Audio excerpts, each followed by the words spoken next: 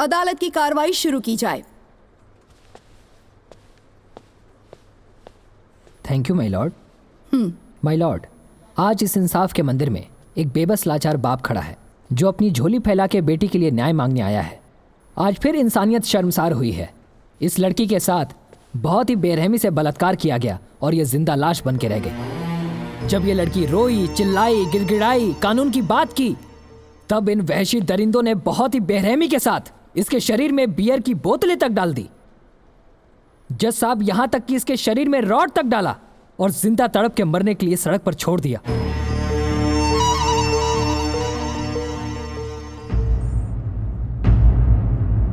कटघरे में खड़े ये तीनों लड़के इंसान नहीं, इंसान के रूप में वहशी दरिंदे हैं जिन्हें समाज में खुला छोड़ना देश की बहु बेटियों के लिए खतरे से खाली नहीं है।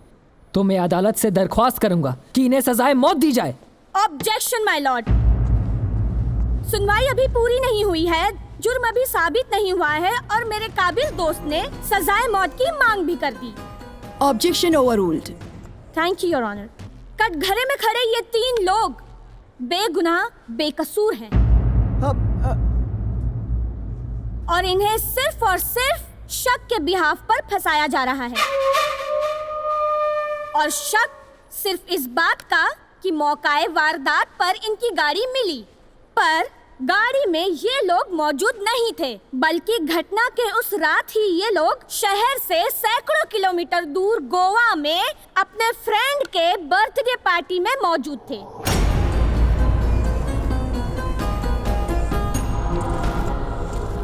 ये रहे फ्लाइट के टिकट्स, होटल के बिल्स और पार्टी के फोटोग्राफ्स। ये लीजिए।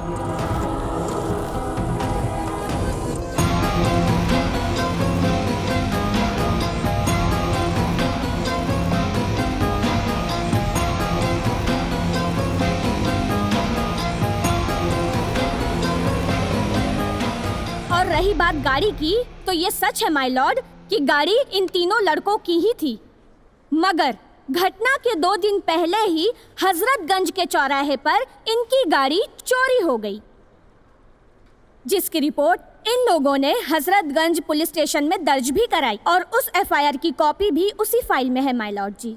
Objection my Lord.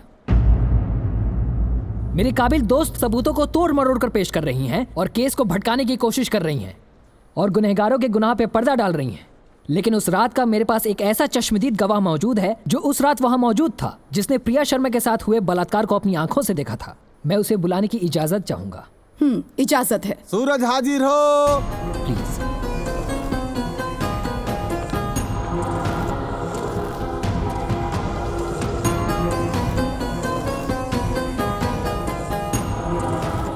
मैं गीता पे हाथ रख के कसम खाता हूँ, जो कहूँगा सच कहूँगा, सच के सिवा कुछ नहीं कहूँगा। हाँ तो मिस्टर सूरज, सबसे पहले मुझे ये बताइए कि आपके सर पे ये चोट के निशान कैसे आए? जी दरअसल उस रात कुछ अपराधियों ने धोखे से रॉड से मेरे सर के ऊपर वार कर दिया था। वार करने वाले का चेहरा आपने देखा है? जी। बोलिए मिस्टर सूरज, क्या इन्होंने ही आपके सर पर वार किया और प्रिया शर्मा का बलात्कार किया?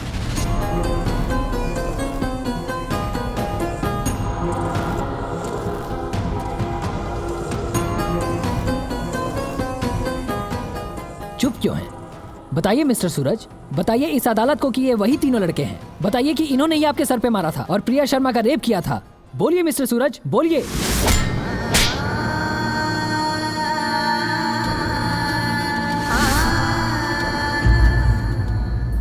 जी नहीं, ये वो लोग नहीं हैं।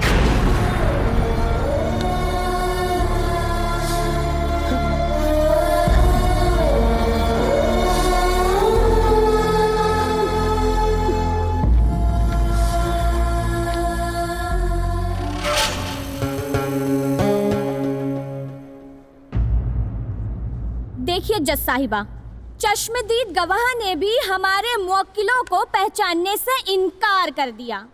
इसका मतलब शीशे की तरह साफ है कि हमारे मुवक्किल बेगुनाह और बेकसूर हैं, लिहाजा इन्हें बाइज्जत बरी कर दिया जाए।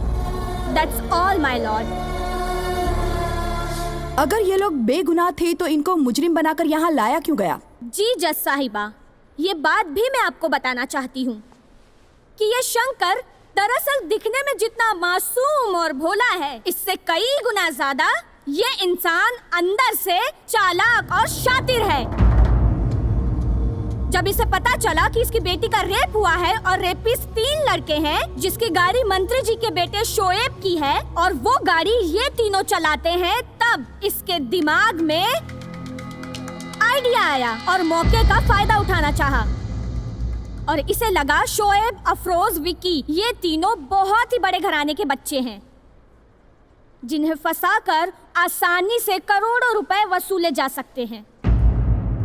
बेटी को लग्जरी लाइफ के साथ पढ़ाया जा सकता है और इसने इसीलिए इनके खिलाफ झूठा केस लिखवाया और उस झूठे केस के साथ ये आदमी इन बच्चों के गार्जियंस के पास सौदा करने पहुंच गया।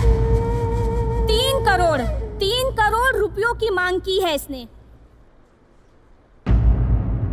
अदालत में मौजूद मंत्री फातिमा शेख, डॉक्टर अंसारी और बिल्डर रंजीत सिंह ने इन्हें पैसे देने से इनकार कर दिया, तो इसने इन बच्चों को झूठे केस में फंसाया और इन्हें कोर्ट तक घसीट लाया।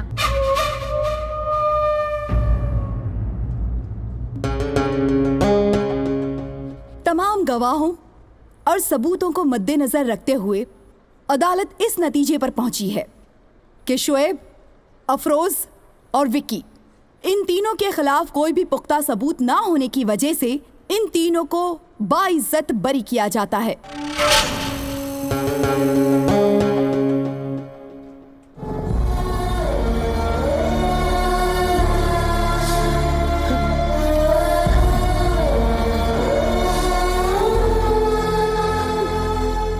और पुलिस को हुक्म दिया जाता है कि असली मुजरिम को पकड़ें और कोर्ट में पेश करें पुख्ता सबूतों के साथ।